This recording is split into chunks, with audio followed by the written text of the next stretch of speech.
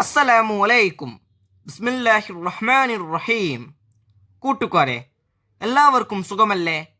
ഈ വീഡിയോയിൽ കാണുന്നത് ക്ലാസ് 8 താരിഖുൽ ഇസ്ലാം ആറാമത്തെ പാഠത്തിൻ്റെ തദ്രീബാത്താണ്. വീഡിയോയിലേക്ക് കടക്കുന്നതിന് മുമ്പ് ചാനൽ ആരെങ്കിലും സബ്സ്ക്രൈബ് ചെയ്യാതെ കാണുന്നുണ്ടെങ്കിൽ ഒന്ന് സബ്സ്ക്രൈബ് ചെയ്യണം, എന്നെ സപ്പോർട്ട് ചെയ്യണം. ഈ വീഡിയോ കൂട്ടുകാർക്ക് ഇഷ്ടമായാൽ ലൈക്ക് ചെയ്യണം, നിങ്ങളുടെ ഫ്രണ്ട്സിന് ഷെയർ ചെയ്യണം. ക്ലാസ് 8 ഇതുവരെ എടുത്ത പാഠങ്ങളുടെ തദ്രീബാത്തെല്ലാം വേണമെങ്കിൽ കൂട്ടുകാർ എൻ്റെ ചാനലായ മുന്ന ഷാഹിൽ EDU എന്നതിൽ പ്ലേലിസ്റ്റ് സെക്ഷൻ എടുക്കുക. അതിൽ ഓരോ സബ്ജക്റ്റിൻ്റെയും തന്നെ പ്ലേലിസ്റ്റ് ഉണ്ടാകും. അതിൽ ആവശ്യമുള്ള സബ്ജക്റ്റിൻ്റെ ആവശ്യമുള്ള പാഠത്തിൻ്റെ തദ്രീബാത്ത് എടുത്തു നോക്കാം. തദ്രീബാത്തെല്ലാം നോക്കുന്നതിന് മുമ്പ് കൂട്ടുകാർ ഈ പാഠം നല്ലവണ്ണം വായിച്ച് മനസ്സിലാക്കുക.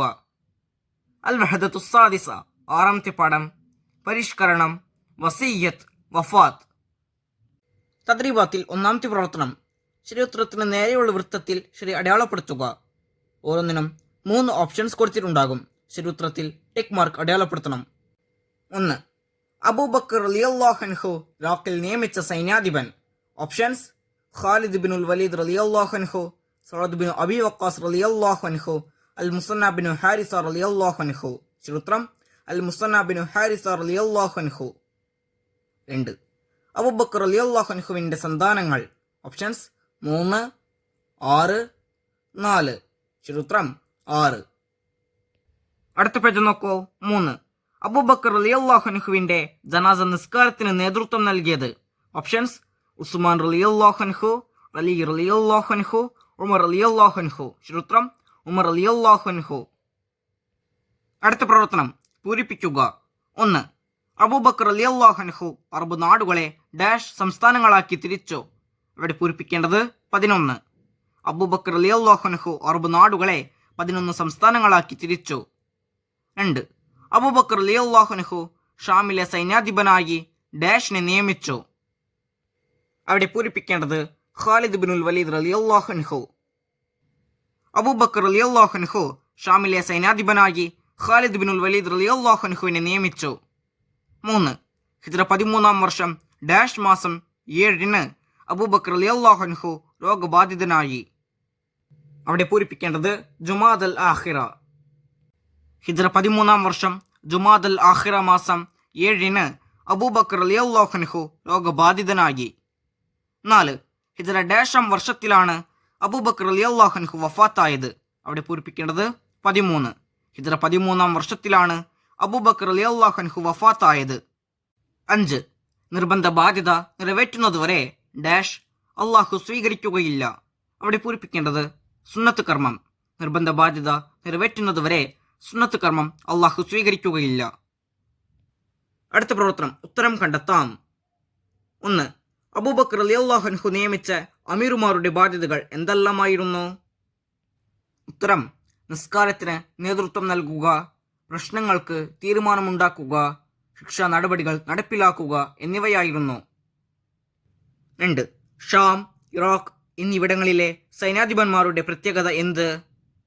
ഉത്തരം: ഇറാഖ്, ഷാം എന്നിവിടങ്ങളിൽ സൈനിക തലവന്മാർ തന്നെയായിരുന്നു ഭരണകർത്താക്കൾ. 3. അബൂബക്കർ റളിയല്ലാഹു അൻഹുവിന്റെ ശരീരം അനുദിനം ശോഷിച്ചുകൊണ്ടിരുന്നു. കാരണം? ഉത്തരം: നബി സല്ലല്ലാഹു അലൈഹി വസല്ലമയുടെ വഫാത്തിനെ തുടർന്ന് ദുഃഖിതനായിത്തീർന്നതിനാൽ. 4. അബൂബക്കർ റളിയല്ലാഹു അൻഹുവിനെ ഖബറടക്കിയത് എവിടെ, എപ്പോൾ?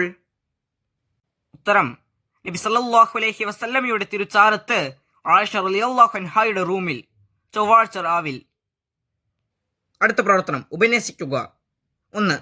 അബൂബക്കർ റളിയല്ലാഹു അൻഹുവിന്റെ പരിഷ്കരണം. അപ്പം നോക്കൂ. അബൂബക്കർ റളിയല്ലാഹു അൻഹു അറബ് നാടുകളെ 11 സംസ്ഥാനങ്ങളാക്കി തിരിക്കുകയും ഓരോ സംസ്ഥാനത്തും ഓരോ അമീറുമാരെ നിയമിക്കുകയും ചെയ്തു. നിസ്കാരത്തിന് നേതൃത്വം നൽകുക, പ്രശ്നങ്ങൾക്ക് തീരുമാനമുണ്ടാക്കുക, ശിക്ഷാ നടപടികൾ നടപ്പിലാക്കുക എന്നിവയായിരുന്നു അമീറുമാരുടെ ബാധ്യത. ഇറാഖ്, ഷാം എന്നിവിടങ്ങളിൽ സൈനിക തലവന്മാർ തന്നെയായിരുന്നു ഭരണകർത്താക്കൾ. ഇറാഖിലെ സൈന്യാധിപൻ അൽ മുസന്ന ബിൻ ഹാരിസ റളിയല്ലാഹു അൻഹു എന്നവരും ഷാമിലെ സൈന്യാധിപൻ ഖാലിദ് ബിനുൽ വലീദ് റളിയല്ലാഹു അൻഹു എന്നിവരുമായിരുന്നു.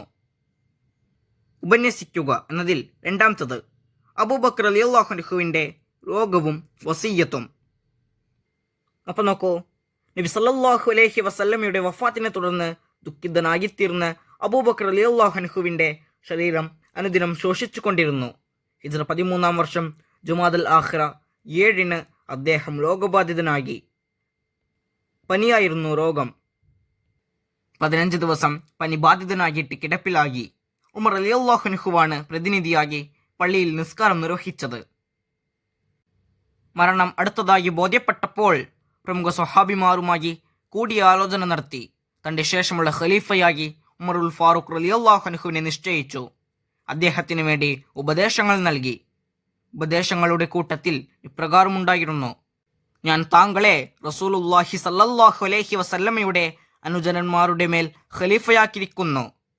ഓ ഉമർ, അള്ളാഹുവിന് രാത്രി നിറവേറ്റേണ്ട ബാധ്യതയുണ്ട്.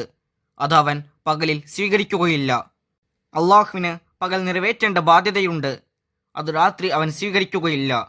നിർബന്ധ ബാധ്യത നിറവേറ്റുന്നതുവരെ സുന്നത്ത് കർമ്മം അവൻ സ്വീകരിക്കുകയില്ല. ഉപന്യസിക്കുക എന്നതിൽ മൂന്നാമത്തത് അബൂബക്കർ റളിയല്ലാഹു അൻഹുവിൻ്റെ വഫാത്തും ഖബറടക്കവും. അപ്പോൾ നോക്കൂ, ഹിജ്റ 13 വർഷം ജുമാദൽ ആഖിറ 21 തിങ്കളാഴ്ച വൈകുന്നേരം മഹാനായ അബൂബക്കർ റളിയല്ലാഹു അൻഹു വഫാത്തായി. അതായത് ക്രിസ്താബ്ദം 634 ആഗസ്റ്റ് 23. അദ്ദേഹത്തിൻ്റെ അവസാന സംസാരം ഈ പ്രാർത്ഥനയായിരുന്നു: അല്ലാഹുമ്മ തവഫനി മുസ്ലിമൻ വൽഹഖനി ബിസ്സാലിഹീൻ. അള്ളാഹുവേ, എന്നെ മുസ്ലിമായി മരിപ്പിച്ച് സജ്ജനങ്ങളോട് ചേർത്ത് തരയണമേ. ജനാസ നിസ്കാരത്തിന് നേതൃത്വം നൽകിയത് അദ്ദേഹത്തിൻ്റെ പ്രതിനിധി ഉമർ റളിയല്ലാഹു അൻഹുവായിരുന്നു. നബി സല്ലല്ലാഹു അലൈഹി വസല്ലമയുടെ തിരുച്ചാരത്ത് ആയിഷ റളിയല്ലാഹു അൻഹയുടെ റൂമിൽ ചൊവ്വാഴ്ച രാവ് മഹാനവറുകളുടെ ഖബറടക്കം നടന്നു. കൂട്ടുകാർക്ക് ഈ പാഠത്തിൻ്റെ തദ്രീബാത്ത് മനസ്സിലായില്ലേ?